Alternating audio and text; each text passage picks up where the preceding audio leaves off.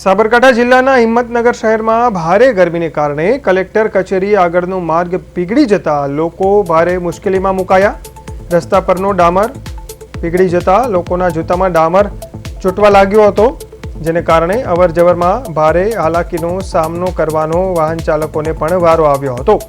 Collector કચેરી, જિલ્લા court, SDM અને મામલતદાર કચેરી સહિતની મહત્વપૂર્ણ સરકારી કચેરીઓમાં આવતા નાગરિકો માટે પરિસ્થિતિ વધુ કઠિન બની હતી। સ્થાનિકોમાં રોષ છે કે તાજેતરમાં બનાવવામાં આવેલો માર્ગ હલકી ગુણવત્તાનો હોવાને કારણે ભારે ગરમી સહન કરી શકતો નથી।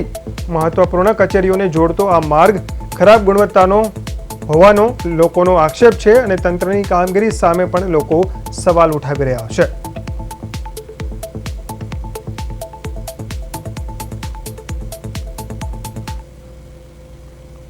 આજ રોજ 15 દિવસ પહેલા આ રોડ જ્યારે બનેલો છે, બહુમાળી માળીનો મેઇન રોડ કહેવાય છે।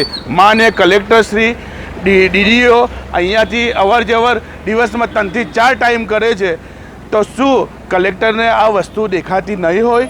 નગરપાલિકાના શાસક પક્ષ અને ચીફ ઓફિસરને કહેવા માગું છું, જો તમે બનાવો તો સારું બનાવો અને પ્રજાલક્ષી કામ કરો।